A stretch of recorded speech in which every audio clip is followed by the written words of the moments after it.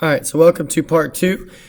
We just left off where we were going to add REQ3, or resistance equivalent 3, and R9 together to find our total of RT. So let's go ahead and write this down here. Oh, and a slight error there, so let's go ahead and get this down. So RT is equal to REQ3 plus, REQ3 1 over REQ3 plus 1 over R9, which is 1 over there. So we are using this to find our RT utilizing our parallel parallel formula. Now you'll notice that these resistors are in fact parallel with one another. So we are using the 1 over formula to do so.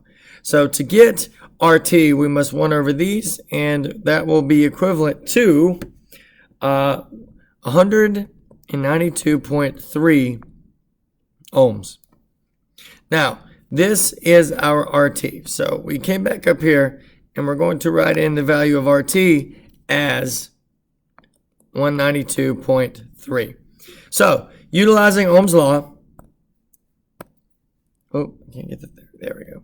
Utilizing Ohm's law, we can then find our current total, which is going to be 1.14 amps, because we took 220 divided up by 192.3 because of Ohm's law, which gave us the equivalent to that. So now we have our voltage total, our current total, and our resistance total. So now, moving on, we will now discuss how to figure out where to go from here. So now that you have those values, let's take a look at the voltages that are going to be found on each branch here. So getting rid of this. We know for a fact that voltage in parallel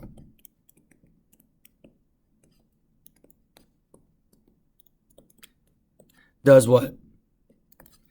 It stays the same.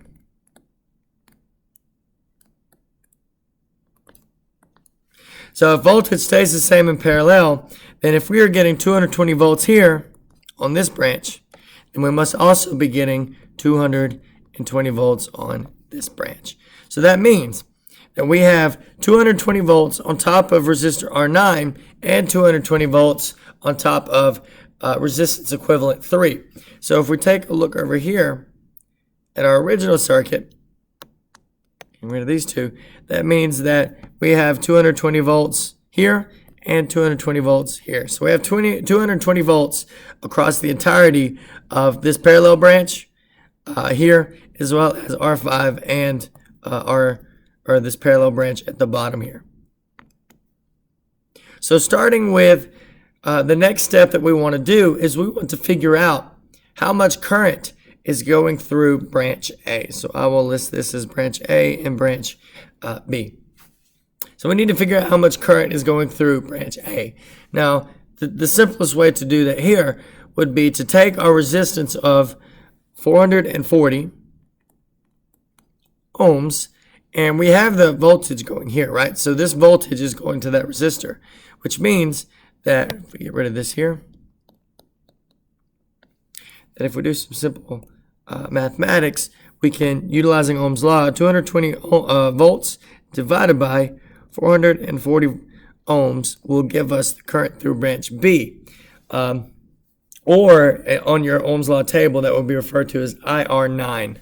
So IR9 is going to be equal to 500 milliamps or 0.5 amps.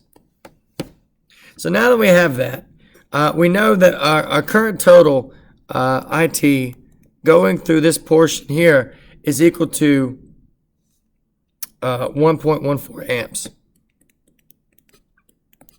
So that means that if we have 500 milliamps going through here and we have 1.14 amps total, we know at this point we must have 1.14 amps totally going through here, which means that if we have 500 milliamps going through here, this branch, then whatever comes out of this branch must equal must add with 500 at this point. They add together and be equal to this number here, which means that we can take our total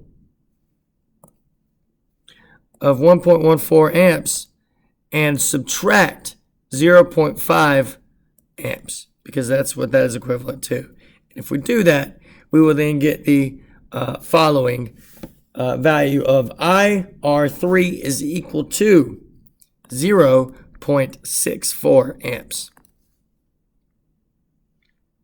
Now, this is a pretty big deal. That means that 640 milliamps is now going through this entire circuit, or this branch, not the entire, but branch A.